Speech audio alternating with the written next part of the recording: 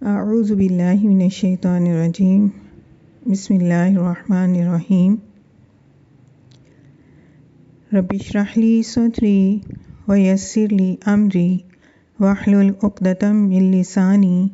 یفقہوا قولی رب زدنی علما۔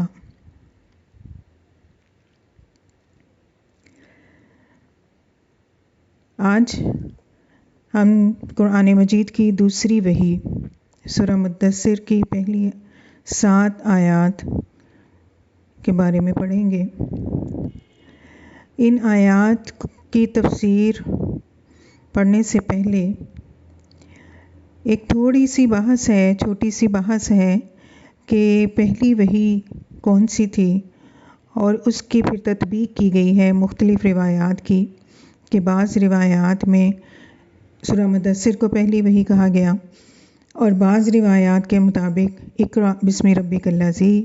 پہلی وحی ہے، اور بعض کے مطابق والضحیٰ سورت کو پہلی وحی قرار دیا گیا۔ تو اس سلسلے میں ایک چھوٹی سی بحث جو ہمیں ضیاء النبی میں ملتی ہے، اس کو ہم دیکھتے ہیں کہ تحقیق طلب امر یہ ہے کہ قرآن کریم کی کون سی آیات سب سے پہلے نازل ہوئی۔ تو مشہور روایت تو یہ ہے کہ سورہ علق کی پہلی 5 آیتیں اقرأ بسم ربک الذی خلق سب سے پہلے نازل ہونے والی آیتیں ہیں۔ چند روایات میں مذکور ہے کہ سورہ مدثر کی ابتدائی آیات کو اولیت کا شرف حاصل ہے، یعنی سب سے پہلی وحی سورہ مدثر ہے، اور بعض روایات میں سورہ والضحیٰ کو سب سے پہلے نازل ہونے والی سورت قرار دیا گیا ہے۔ ان مختلف روایات کی تطبیق یوں کی گئی ہے کہ حقیقی اولیت کا شرف تو اقرأ بسم ربک الذی 5 آیات تک سورہ علق کی پہلی 5 آیات کو حاصل ہے، اور فطرت الوحی کے اختتام پر سب سے پہلے جو آیتیں نازل ہوئیں وہ سورہ مدثر کی پہلی آیتیں ہیں، یا ایھا المدثر والرجز فاہجر تک،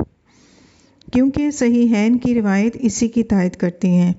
تو یہ وحی کی بندش کے بعد نازل ہونے والی پہلی آیات ہیں، اور وہ جو سورہ علق کی پہلی 5 آیات ہیں وہ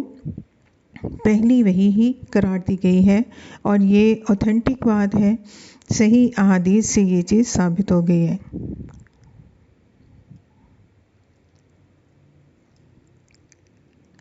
اب یہاں پہ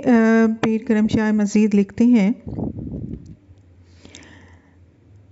کہ چنانچہ علامہ ابن کثیر لکھتے ہیں سورہ مدثر کو اول اس لحاظ سے کہا گیا ہے کہ فطرت وحی کے بعد سب سے پہلے اس کا نزول ہوا، ورنہ مطلقاً اولیت کا شرف اقرأ بسم ربک الذی خلق کو حاصل ہے۔ اس میں عربی قطع بھی انہوں نے پیش کیا، جو کہ ابن کثیر چونکہ عربی تصنیف ہے اور بعد میں اس کا اردو ترجمہ ہوا، تو اس لیے انہوں نے اس کا عربی قطع فَهَذَا كَانَ أَوَّلَ مَا نَزَلَ مِنَ الْقُرْآنِ بَعْدَ فَتْرَةِ الْوَحْيِ لَا مُطْلَقًا ذَاكَ قَوْلُهُ اقرأ بسم ربک الذی خلق۔ تو اس کا ترجمہ یہ نیچے انہوں نے انورٹڈ کاماس میں لکھا ہے کہ علامہ ابن کثیر کہتے ہیں کہ سورہ مدثر کو اول اس لحاظ سے کہا گیا ہے کہ فطرت وحی کے بعد سب سے پہلے اس کا نزول ہوا، ورنہ مطلقاً یعنی اوور آل دیکھا جائے تو اولیت کا شرف جو ہے وہ اقرأ بسم ربک الذی خلق کو ہی حاصل ہے۔ پھر کچھ عرصے بعد نبی کریم صلی اللہ علیہ وسلم بیمار ہو گئے، علالت کی وجہ سے یعنی بیماری کی وجہ سے رات کا قیام بھی نہ ہو سکا، جس پر ایک مشرک عورت نے بڑی بے حیائی کا ثبوت دیتے ہوئے یہاں تک کہہ دیا کہ جو صحیح بخاری میں ان الفاظ میں مروی ہے، یہ صحیح بخاری کی حدیث ہے، عن جندب بن سفیان البجلی رضی اللہ عنہ ان رسول اللہ صلی اللہ تعالی علیہ وسلم اشتکا فلم یکم لیلتین او ثلاثا فجاءت امرأة وقالت یا محمد انی لأرجو ان یکون شیطانک قد ترکک لم یقربک منذ لیلتین او ثلاث فانزل اللہ تعالی والضحیٰ الی آخر السورہ۔ جندب بن سفیان بجلی رضی اللہ عنہ سے مروی ہے کہ رسول اللہ صلی اللہ علیہ وسلم بیمار ہو گئے اور 2 یا 3 راتیں قیام نہ فرما سکے، بس ایک مشرک عورت آئی اور کہنے لگی یا محمد میں خیال کرتی ہوں کہ نعوذ باللہ تیرے شیطان نے تجھے چھوڑ دیا ہے، اور 2-3 رات سے تیرے قریب نہیں آیا۔ اس دل خراش اور نازیبہ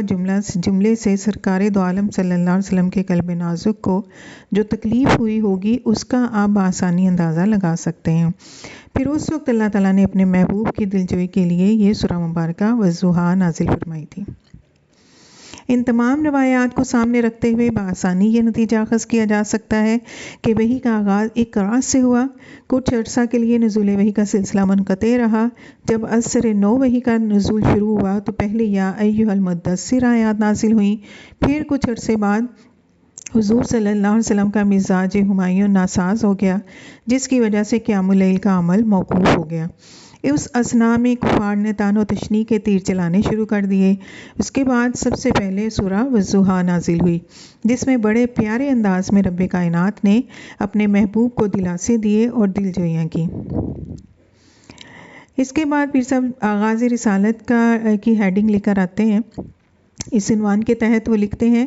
کہ نبوت کا اظہار تو سورہ علق کی ابتدائی 5 آیات کے نزول سے ہو گیا، لیکن رسالت کا آغاز اس وقت ہوا جب سورہ مدثر کی ابتدائی آیات نازل ہوئیں۔ ارشاد فرمایا گیا، یا ایھا المدثر قم فانذر، اے چادر لپیٹنے والے اٹھیے اور لوگوں کو ڈرائیے، وربک فکبر، اور اپنے رب کی بڑائی بیان کیجیے، وثیابک فطہر، اور اپنے لباس کو پاک رکھیے، والرجز فاہجر، اور بتوں سے حسب سابق دور رہیے، ولا تمنن تستکثر، کسی پر احسان نہ کیجیے زیادہ لینے کے لیے، ولربک فاصبر، اور اپنے رب کی رضا کے لیے صبر کیجیے۔ یہ وہ آیات طیبات ہیں جن سے رسالت محمدی صلی اللہ علیہ وسلم کا آغاز ہوا۔ اب اس پر مزید اس کی تفسیر جاننے سے پہلے ہم سورہ مدثر کا تعارف پیش کرتے ہیں کہ سورہ کا تعارف کیا ہے۔